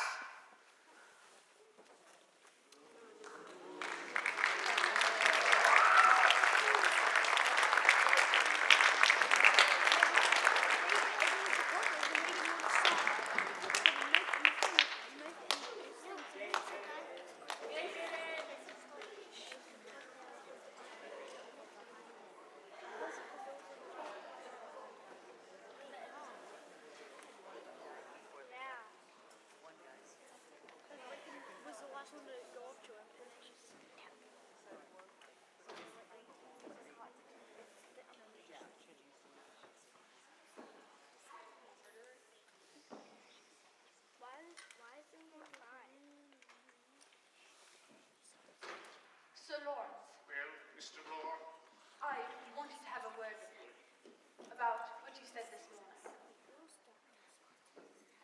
This damned murderer is one of us, and I think I know which one. really? Ever hear of the Lizzie Borden case in America? Old couple killed in the middle of the morning with an axe. Only person who could have done it was the daughter, a respectable, middle-aged spinster. Incredible. So incredible that they acquitted her, but they never found any other explanation. So then the answer to your problem is Miss Emily Brett. She's mad as a hatter, I tell you. Religious mad. She's the one, and we must watch her. I had thought your suspicions were in a different quarter. Yes, but I've changed my mind, and I'll tell you why. She's not scared, and she's the only one who isn't. Why? Because she knows quite well she's in no danger. We've made some coffee. It's awfully cold in here. You'd never believe it when you think what a beautiful day it was this morning. Are Lombard and Rogers still out? Yes, no boat will put out in this, and it couldn't land anyway. Miss Brent, Allow me. you were right to insist on our going to breakfast and drinking some brandy with it. I feel much better. Court always adjourns for lunch. All the same, it's a nightmare. I can hardly believe it's true. What are we going to do about it? Well, we can hold an informal court of inquiry. That way we may at least be able to eliminate some innocent people. You haven't got a hunch of any kind, have you, Miss Clayborne? Well, I'm sure Well, it's... if Miss Claythorne suspects one of us three, wouldn't that be a rather awkward question? Oh, no. I'm sure it isn't any of you. If you ask me who I suspected, I'd say Dr. Armstrong. Armstrong? Yes, because don't you see, he's had far and away the best chance to kill Mrs. Rogers. Terribly easy for him, as a doctor, to give her an overdose of the sleeping stuff. But, that's true, but he wasn't the one who poured the brandy, remember? Her husband had a very good chance of administering a drug. It isn't Rogers. He wouldn't have the brains to fix all this up. Or the money. Besides, you can see he's scared stiff.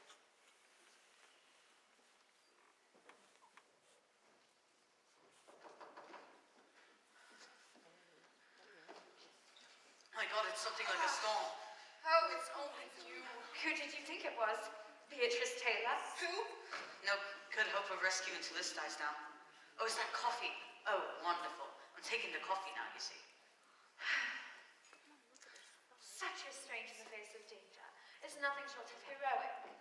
I, of course, do not profess to be a weather prophet, but I should say it would be unlikely for a boat to be able to reach us, even if it knew of our plight under 24 hours.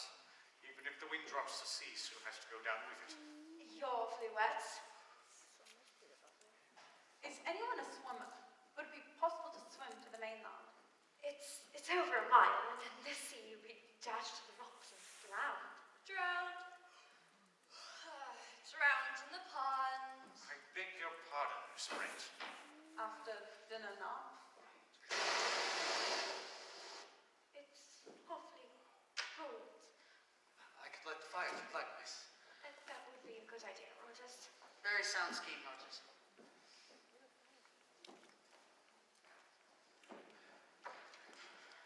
Excuse me, but does anybody know to become of the top bathroom curtain? Really, Rogers, are you going bats too? The bathroom curtain? Yes, sir. Scarlet oil silk. It's missing. Let me see, has anyone seen a scarlet oil silk? No, no luck, I'm afraid, Rogers. It doesn't matter, sir. Only I just thought it was odd. Everything on this island's odd. I'll get some sticks and a few knobs of coal. Get a nice fire going. I wonder if he'd like some hot coffee. He's awfully wet.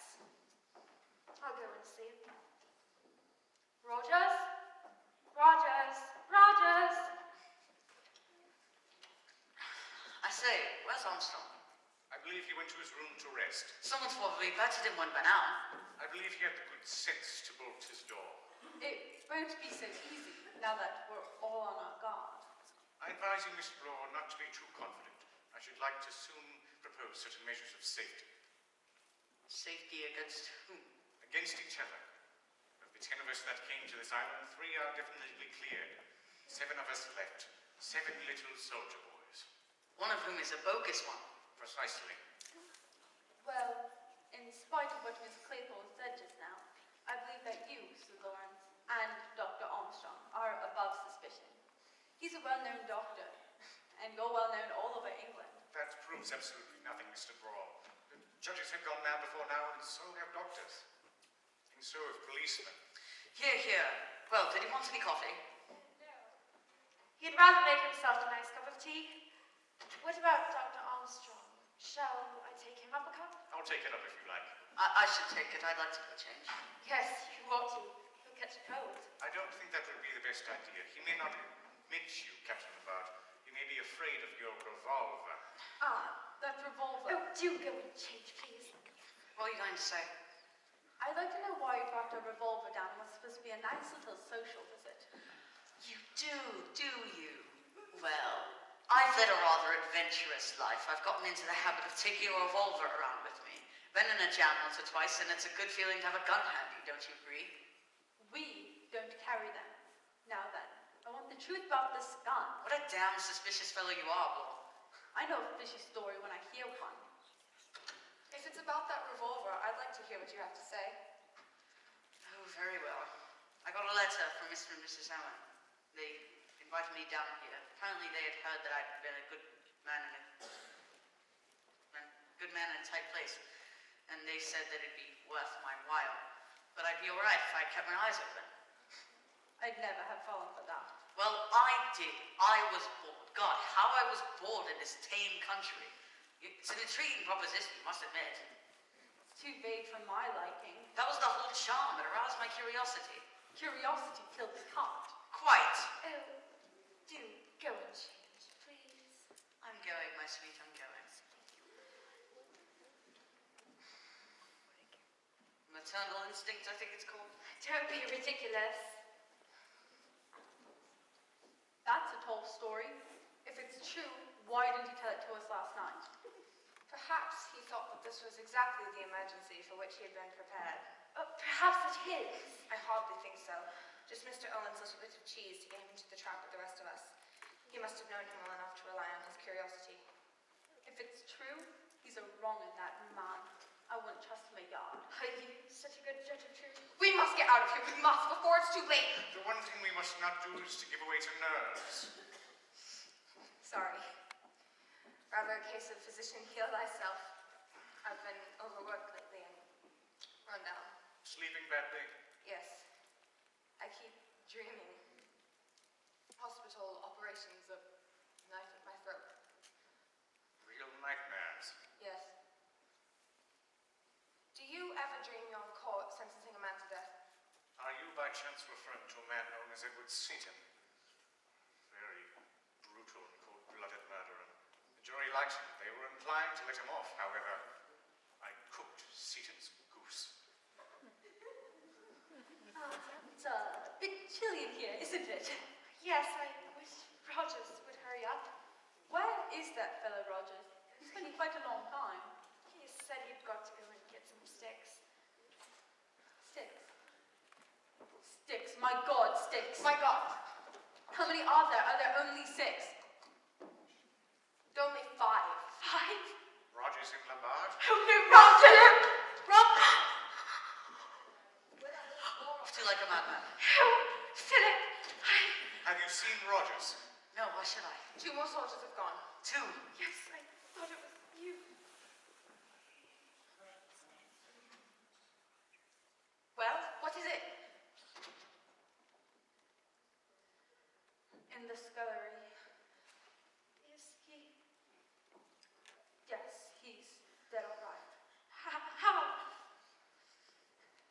With an axe. Whilst he was bent over the wood box, somebody must have come up behind him.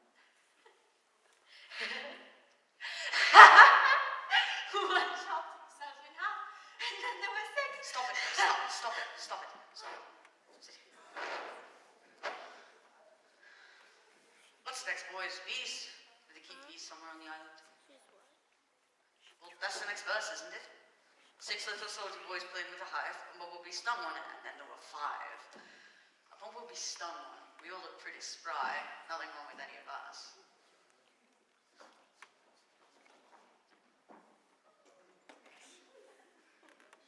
My God. You don't think?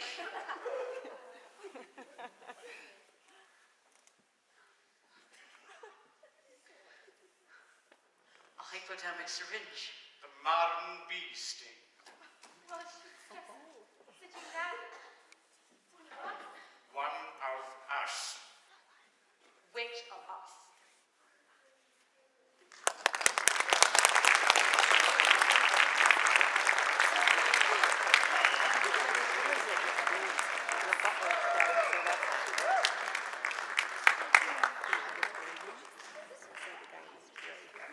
I think it's Reagan is a kind of right here. I think it's me. I think it's Reagan.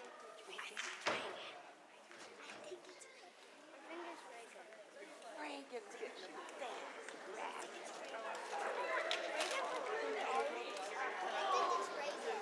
Wait, who do you think it is?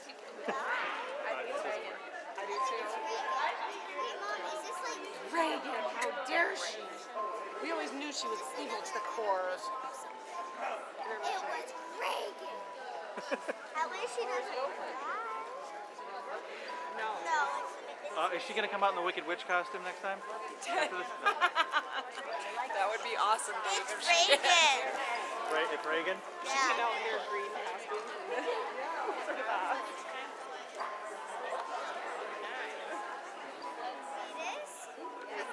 And say thank you, Mommy. Thank you, Carrie. And we 5 hours creating rock band, which was so lovely to my ears.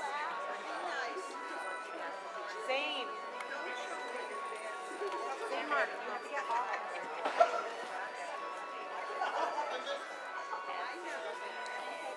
Yes, right here.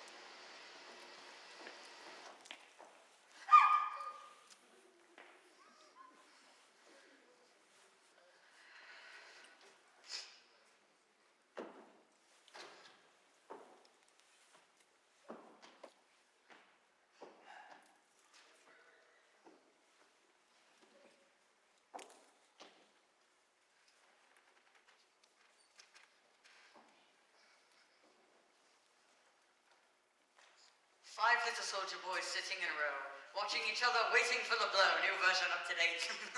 I hardly think this is the time for facetiousness. Had to relieve the gloom. Damn that electric plant running down. How about we play a nice round game? How about we invent one called suspicions? You know, A suspects B, B suspects C, and so on. Let's start with Law. It's not hard to figure out who Law suspects. It sticks out a mile. I'm your fancy, aren't I, Law? I wouldn't say no to that. You're quite wrong, you know. Abstract justice isn't my line. If I wanted to commit murder, there'd have to be something good in it for me. All I say is that you've acted suspicious from the start. You came here with a revolver, now you say you've lost it. Well, I have lost it. That's a likely story. What do you think I've done with it? I told you myself you should search me. You haven't got it on you. You're too clever for that. But you know where it is. You mean I've cached it ready for next time? You're too clever for that. You know where it is. Why don't you use your brains, Law? If I'd had it, all I'd have to do to get you down is pop, pop, pop, pop, pop! That's not the big idea, is it? The crazy touch. My God, man, I am sane enough. The doctor says there are some lunatics who never know we're lunatics. That's true enough, I'd say. We shouldn't just sit here doing nothing. I mean, surely there's something we can do. We could light a bonfire. In this weather. It is, I'm afraid, a game of time and patience. Soon the weather will die down. Then we can do something. Light a bonfire, heliograph signal. A question of time. Time. We haven't got time. We shall all be dead. I do believe with the precautions we have now adopted, we shall be all right. I tell you, we shall all be dead. All but one. He'll think of something else. He's thinking right now. Poor Louisa. What was her name? Mary Cleese? Was it nerves that made you do her in, Doctor? No. Drink. I was a heavy drinker. God help me, I was drunk when I operated. Simple procedure. My hands shaking all over the place. I remember her now, a really heavy, countrified woman. And I killed her. So I was right. That's how it was. Sister knew, of course, but she was loyal to me or to the hospital. And I gave up drink, gave it up entirely, and went to study for nervous diseases. Very successful. 1 or 2 lucky shots.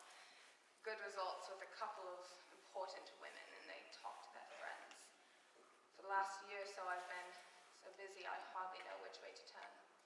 I've got to the top of the tree. Until Mr. Unknown Owen, and down will come Cradle and Doctor and all. Will you stop your damnable sneering and joking? Gentlemen, please, we cannot afford to quarrel. That's okay by me. I apologize. This horrible inactivity that gets on my nerves. Well, I do feel the protective services we have now adopted, as long as we stay within sight of each other, a repetition of the tragedies that has occurred must be impossible. We have all submitted to a search, therefore we know that no man has a firearm or any other weapon amongst him. We also know that no man has cyanide or any other drug on his person. So long as we do as I say, remain within sight of each other, nothing can happen. But we can't go on like this. We shall need food and sleep. That's what I say. The murderer's only chance is to get one of us separated from the rest. So long as we prevent that, we are safe. Safe. You're very silent, Vera. There isn't anything to say. I wonder what the time is. It's this awful waiting for the hours to go by, and yet fearing that they may be your last. What is the time? It's 8:30. Is that all? Pretty awful light, this. How are the candles holding out? There's a whole pocket left. The storm's dying down a bit. What do you say, sir? We mustn't be too optimistic. The The murderer's got everything on his side. Even the weather seems to be falling in with his plans.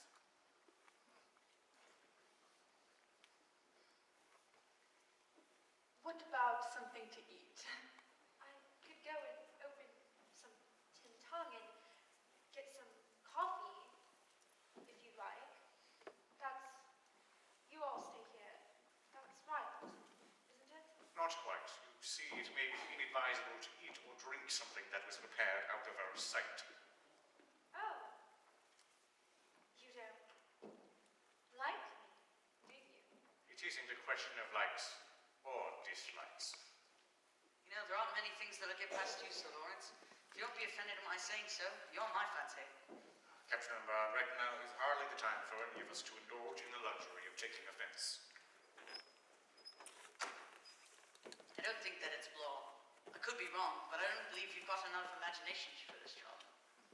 I may say, though, if you are the criminal, if I had one, I'd take my hat off to you for a damn fine actor. Thank you. For nothing. I don't think that it's the doctor. I don't believe you've got the nerve.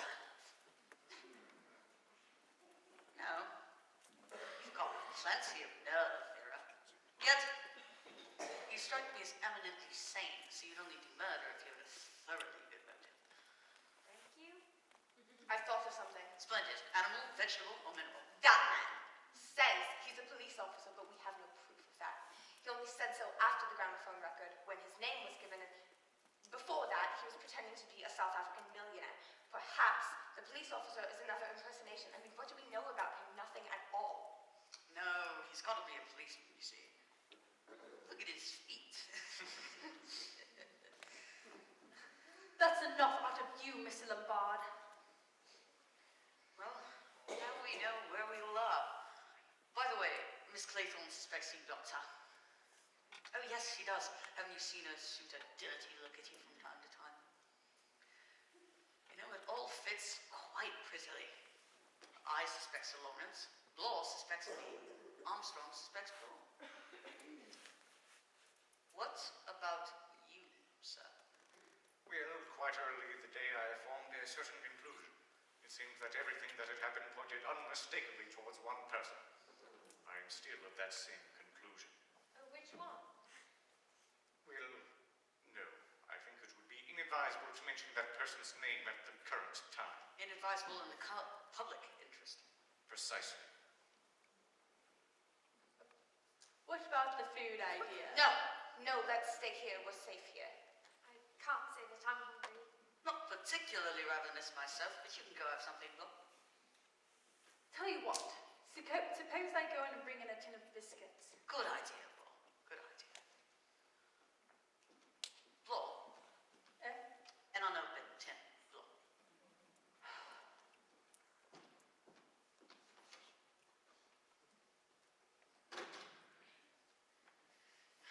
Seems to be just the wind, making everything rattle and shake.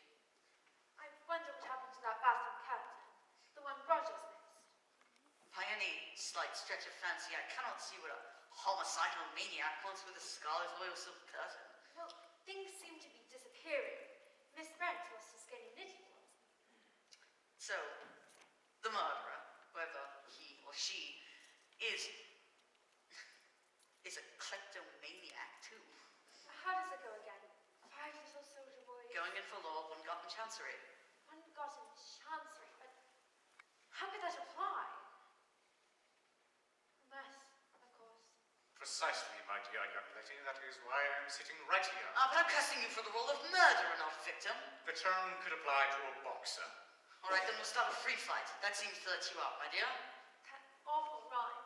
It keeps going round and round in my head. I think I shall remember it till I die.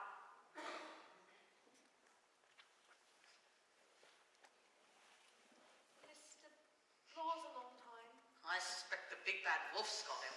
Captain Lombard, I have asked you several times to try and restrain your peculiar sense of humor. Sorry, sir. It must be a form of nervousness. Put your hands up. Searching. No, thank you.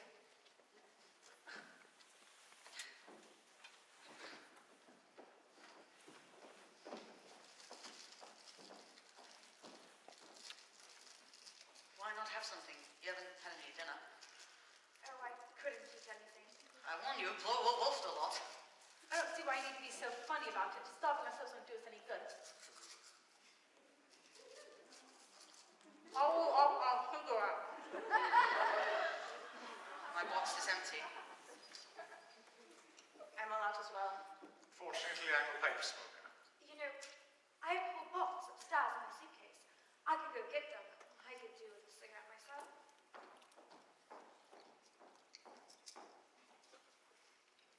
See that you all stay where you are.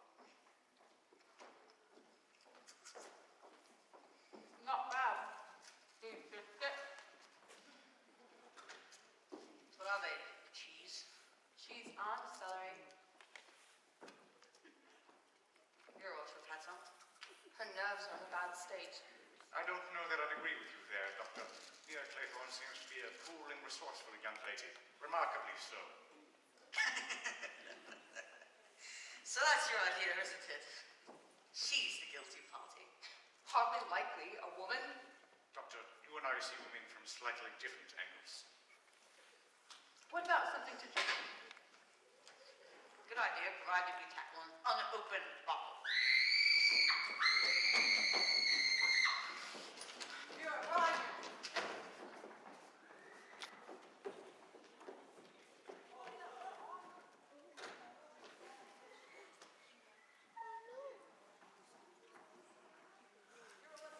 Who's that?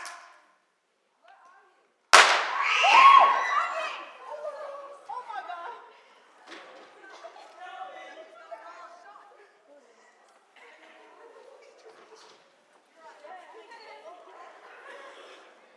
Where are you?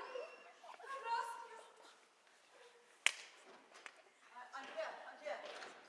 We have some light. It's awful here in the dark. You can't see the wall. Can't see like anyone is. I've got my lighter. Where's Dr. Armstrong? Never mind matches, find some more goddamn candles. I was terrified to death. It was right around my throat. What did? The window was open in my room. It blew out the candle as I opened the door. Then, a long strand of seaweed touched my throat. I thought, in the dark, that I was being strangled by a cold, wet hand. I don't wonder you screamed. Who hung that seaweed there? I don't know, but when I find out, they'll be sorry they were ever born. Who's that? It's all right, Miss Claythorne. It's only me.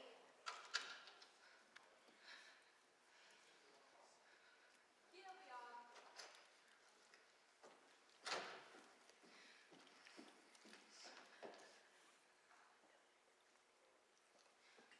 Who fired that shot?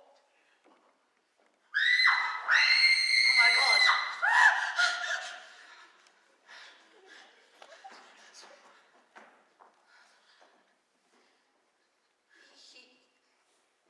He's dead. Shot through the head. That's in Chancery. None of them before. Miss Claythorne, Vera. You got me out of the way. You got me to go upstairs for cigarettes. You hung that seaweed there. You did it all so you could kill that helpless old man in the dark. You're mad. All of you. Crazy. That's why you wanted that knitting ball and the curtain. It was all planned long ago for this. Oh my god, get me out of here!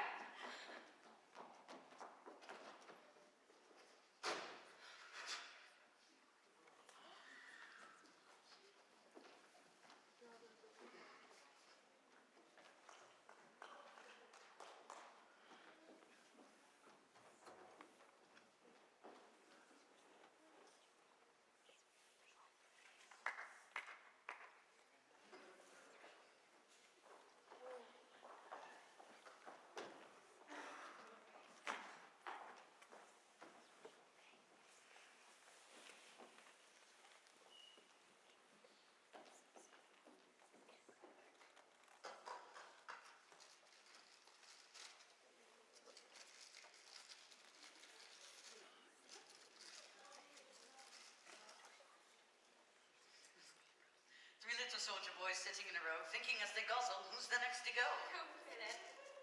It's alright, Miss Claythorne. I don't mind joking on a full stomach. I must say I was hungry.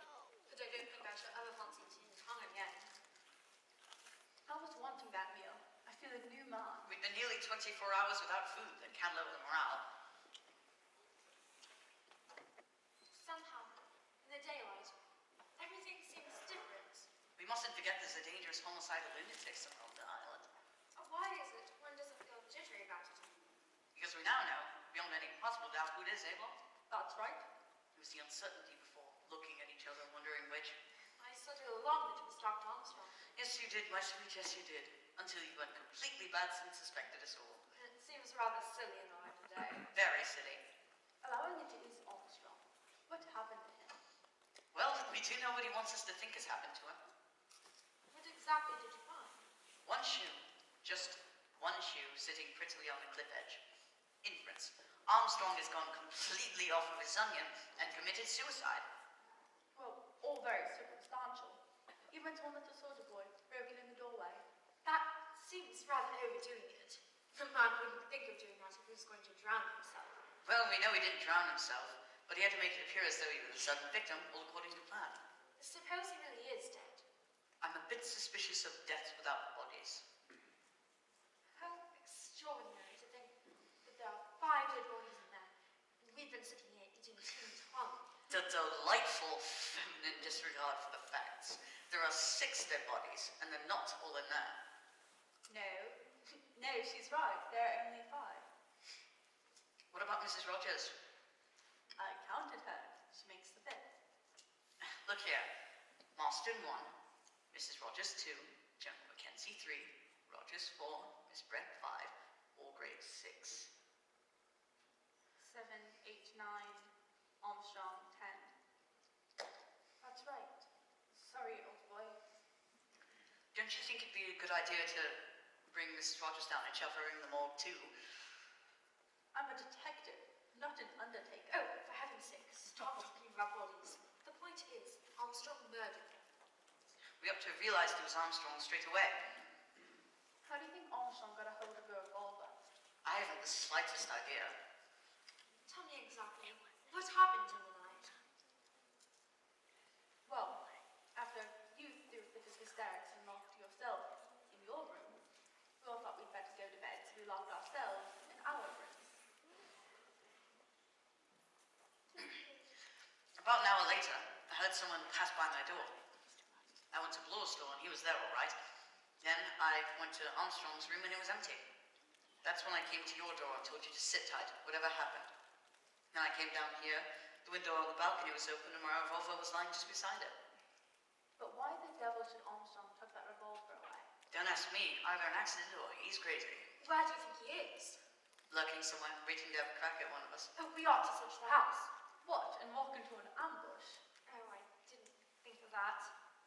I say, are you sure you heard no one moving about after we went out?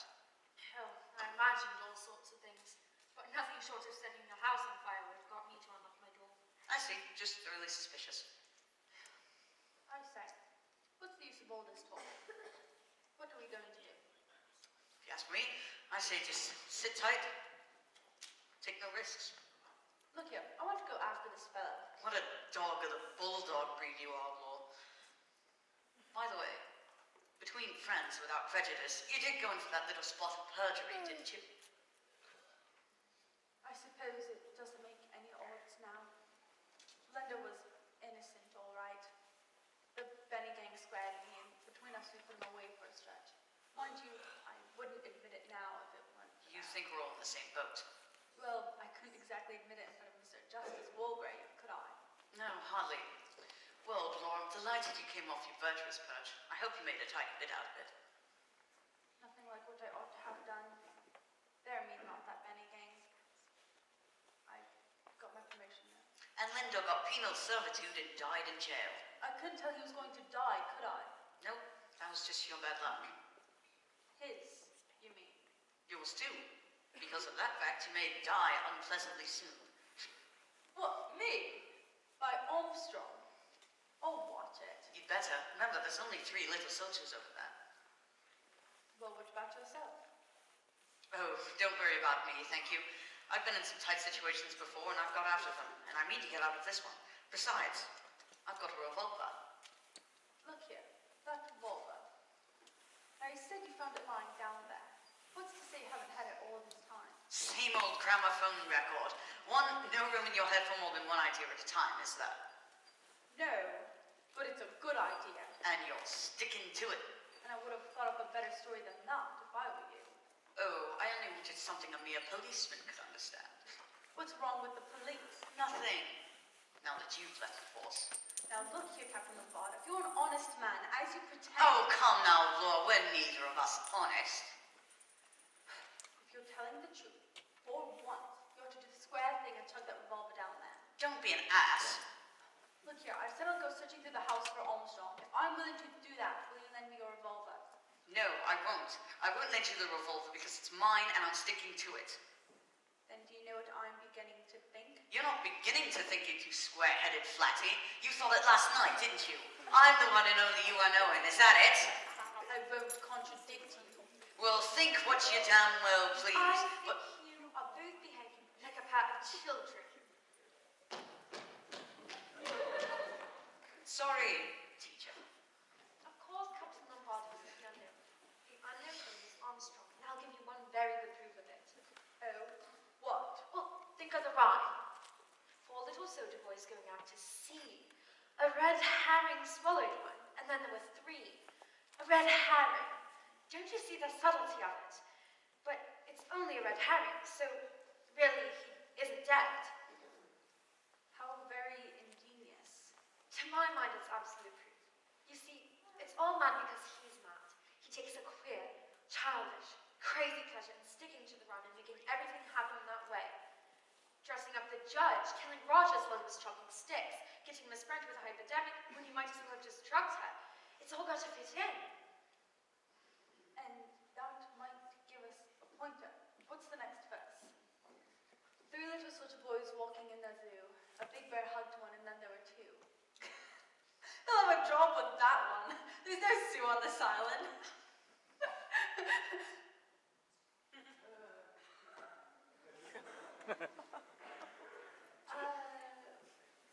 Well then, what about a spot of beer? Do stop thinking about your stomach, Law. This craving for food and drink will be the end of you.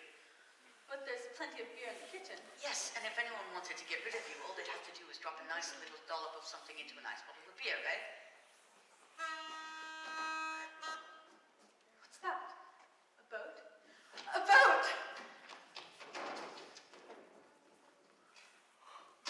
Oh my God! Blaw's got his. How? It's a booby trap. A wire. Across the door, all set. Is he? Attached to something blocked. Yes. He's dead. Head crushed, stove in. A big bronze bear holding a clock from the landing. A bear. Oh, how ghastly. I know. This awful childishness. Oh God, what a fool Blaw was. Now there are 2. Yes, and we'll have to be very careful of ourselves. We shan't do it. He'll get us. We'll never get away from this island. Oh, yes, we will. I've never been beaten yet. Don't you feel that there's someone here in this room watching us? Watching and waiting. No. No, just no. Then you do feel it. No, I don't. Philip, let's get away from here anywhere. Perhaps if there was a boat, they'll see us. All right, how about we go to the top of the island? It's sheer cliff on the far side. We can see anyone approaching from the house. Anything's better than staying here. Would you be rather cold in your dress, then? I'd be cold if I were dead. Perhaps you're right. Quick reconnaissance. Be careful, Philip, please. I'm not Blaw. There's no window directly above.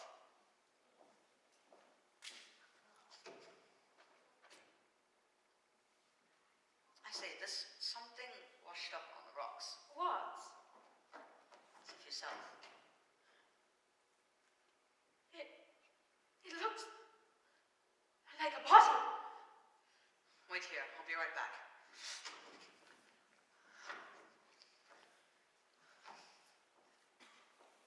Armstrong's body.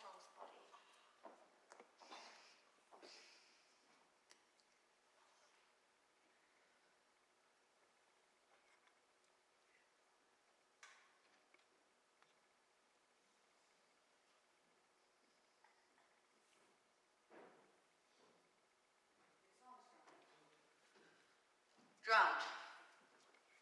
Washed up at high water mark. So, there's no one on the island. No one but the two of us.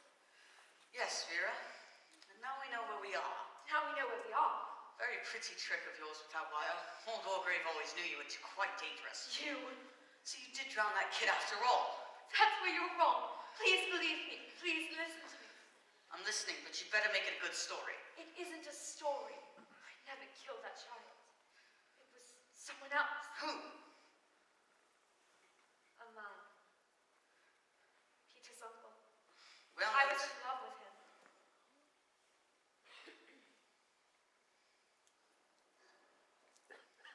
Peter was born after his father's death. If he had been a girl, he would have inherited everything. Go on. He was wicked, but I didn't know.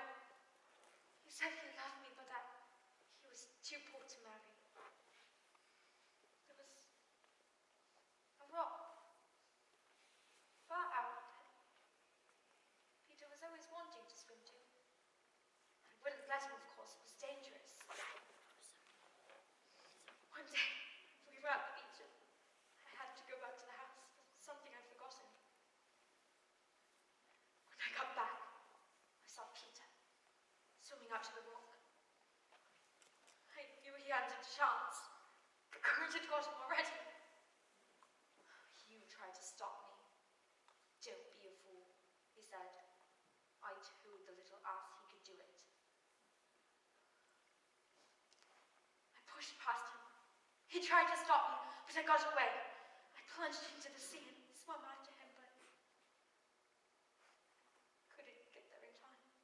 He'd gone before I could get him.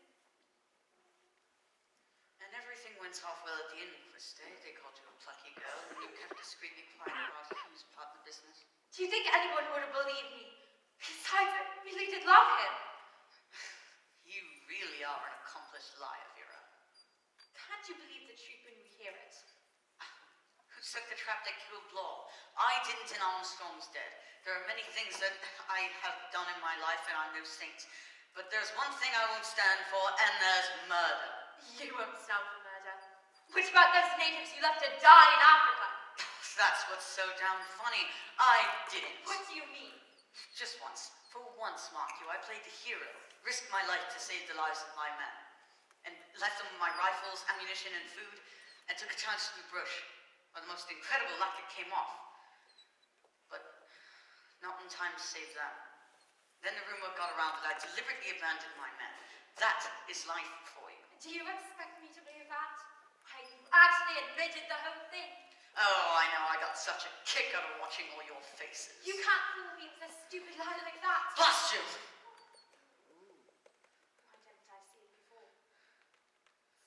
There, face of a killer. You can't fool me any longer. Oh. Oh my God!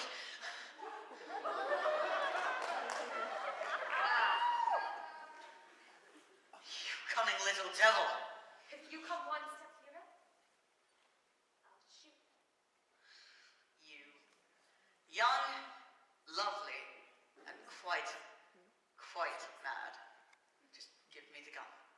Just give it. Just give it here.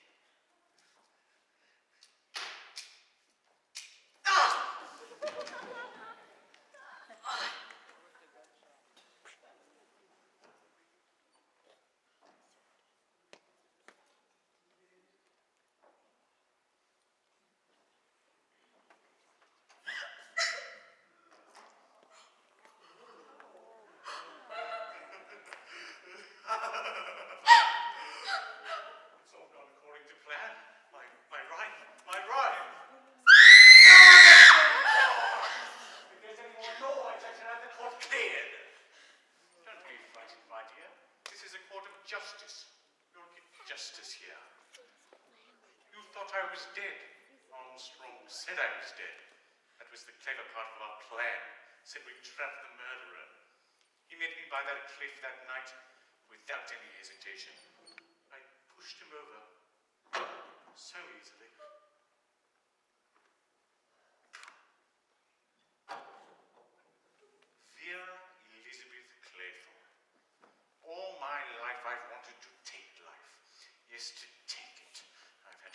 what satisfaction I could out of sentencing the guilty to death. But that wasn't enough. I wanted to take it with my own hands. With my own hands. What? I'm a judge of the High Court. I have a sense of justice between our sovereign Lord the King and the prisoner at the bar. Will true deliverance make? Guilty, my lord. Yes, guilty. You're all guilty, you know. Except the law couldn't touch you, so I had to take it to my own hands. My own hands! Silence in court! Anthony Marston first, then Mrs. Rogers, Barberton in the brandy, Mackenzie stand. Got Mr. Rogers while he was chopping sticks. Doped Miss Emily Brent's coffee so she wouldn't feel the hypodermic. Bloor was a fool. Always knew getting Bloor would be easy. I always knew you two would suspect each other in the end. Turning that revolver was a clever touch. But I banked on you, my dear. The female of the species always makes the end more interesting. Prisoner at the bar, have you anything to say to defend yourself? Dear Elizabeth Claythorne, I sentence you to death! Stop! I'm not guilty! I'm not guilty! That's what they always say.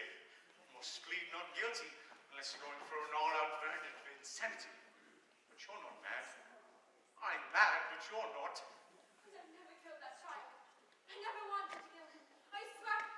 I'm telling the truth. You're a judge. You're supposed to know when a person is guilty and when they're innocent. So you never drowned that boy after all. How very interesting.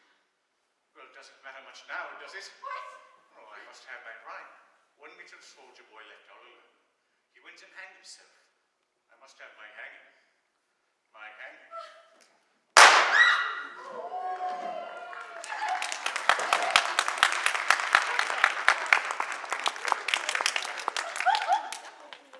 Thought you were dead. I thought I'd killed you. Thank God women can't shoot straight. I shall never forget this. Oh, yes, you will. You know, there's another ending to that 10 Little Soldiers rhyme. One little soldier boy left all alone. We went and got married, and then there were none. Oh, heavens no.